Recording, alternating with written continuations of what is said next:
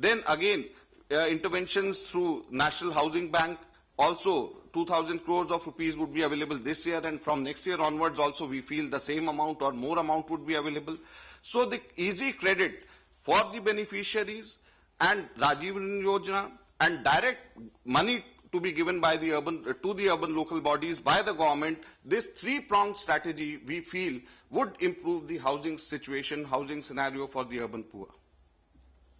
Coming to the next point, the other important function of our government is the urban livelihood.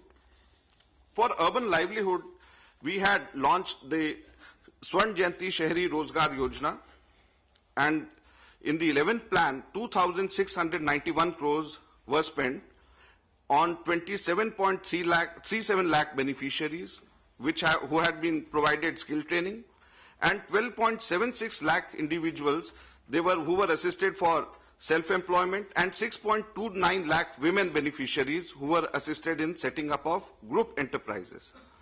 Now, SJSRY, Swarna Jayanti Shahari Rozgar Yojana, we are remodeling this Yojana into an urban livelihood mission. We would like this Swarna Jayanti Shahari Rozgar Yojana to be dovetailed with skill development and to be implemented in a mission mode, for which we have, for 10 years, this mission would function, and we expect to skill and then further place 10 million people in these urban areas. Self-employment for individual and group, the target is 1 million people. Self-help groups, the target is around 3 million members. And simultaneously, along with this, we have also merged a scheme for shelter to the homeless. You would have seen in the winters a large number of homeless people, because of want of shelter in the urban areas, have lost their life, and this is something which is a new scheme which we would like to launch, and we would like it to be part of urban livelihood mission. We would like such centers, such shelters to be constructed in cities which have at least 100,000 population. And to begin with, we want to, through this urban livelihood mission, set up around 4,000 such urban shelters for the homeless in different cities of the country. And these shelters would not only be the places where these people, these poor people, homeless people will find shelter, but we would also like it to be dovetailed with other government schemes. The elders, they can get social benefits. The women or destitute, they can, through their own different departments, different ministries, the benefits which are being given by the state and central government can be provided in the same shelter. So that shelter will not only be a place to seek shelter per se, but it also will be a place where convergence of various schemes also will take place. There also we would expect these poor people to get food at much cheaper prices through various state governments and central government schemes. So 4,000 is the initial target which we have kept in the mission, in the entire mission. And if suppose it meets with success, then we would like to go to the Planning Commission and Finance Ministry for more funds for this important, very important work, which we feel that has somehow been left out of sight. So this is something which is a new thing which we are going to dovetail with the urban livelihood mission, and shelter for the homeless will be an important priority area for in urban areas from our ministry.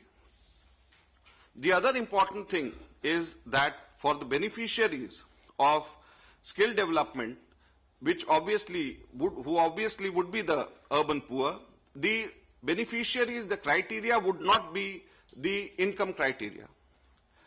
The criteria would be on the basis of socio-economic caste census, which is being carried out, and there would be automatic exclusion, automatic inclusion on the basis of various parameters as identified in the socio-economic caste census, and then there would be weighted vulnerabilities like the residential vulnerability, social vulnerability, and occupational vulnerability.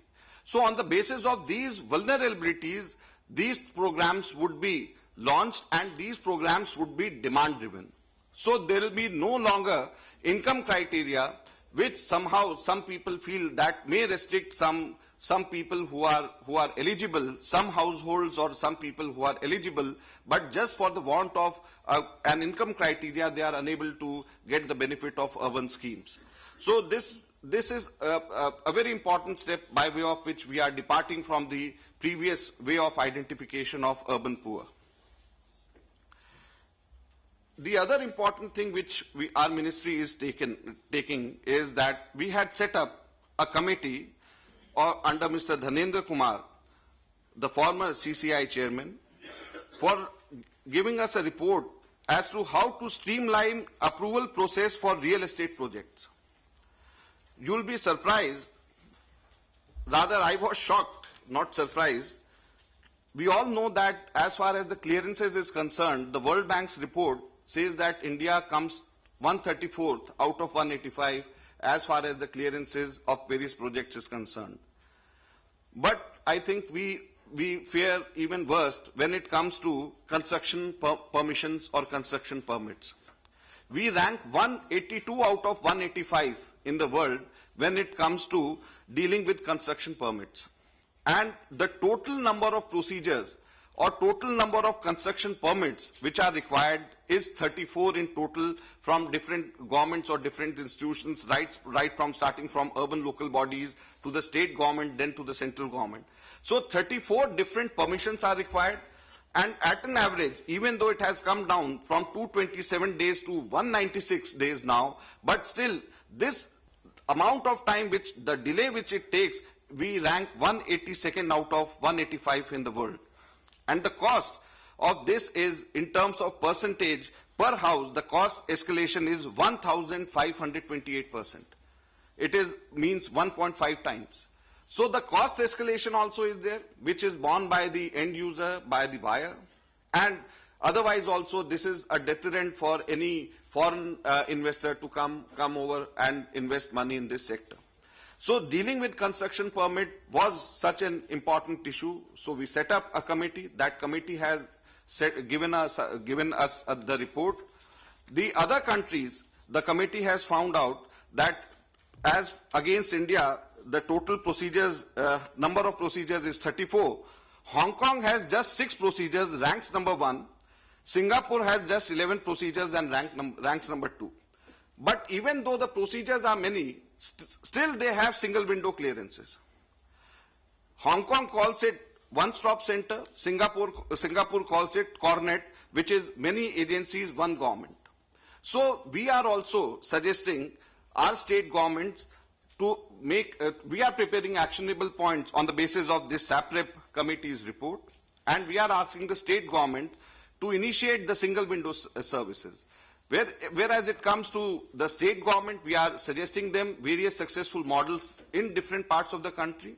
And simultaneously, we would also like to incentivize this scheme and dovetail it with Rajiv Awas Yojana.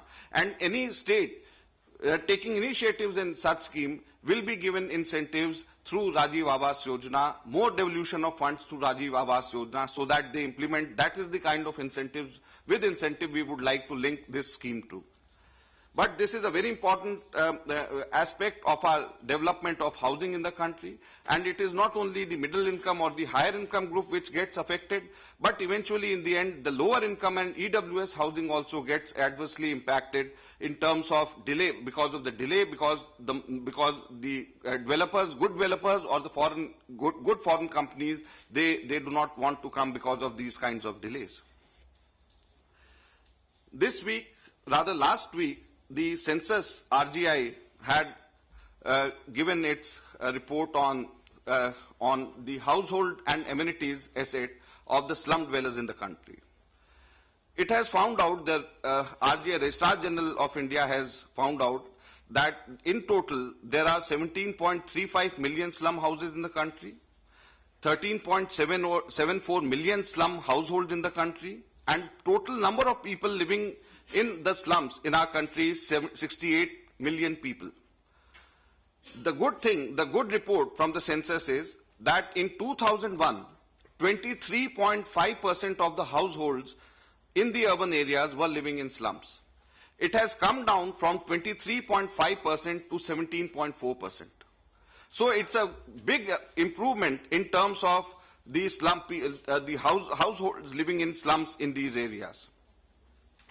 One interesting thing the RGI has come out with, which I would like to share with, with all of you, particularly all such senior editors who have come from the states, because this is something which we are going to take up with the states in a big way. They have categorized the slums in 3 different categories. The first category is notified slums, which have in total 37,072 enumeration blocks.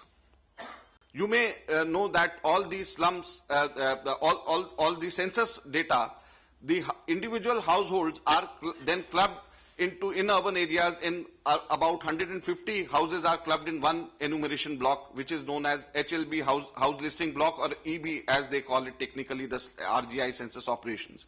So in all these urban areas, there are 37,072 EBs, enumeration blocks, 30,846 recognized slum areas, 30,846 enumeration blocks are there. And then the census operation itself has identified 40,390 enumeration blocks in different cities in the country. What it means is that the states or the cities so far, out of 1,08,000 enumeration blocks, have notified only 37,072 enumeration blocks in which the slum dwellers live.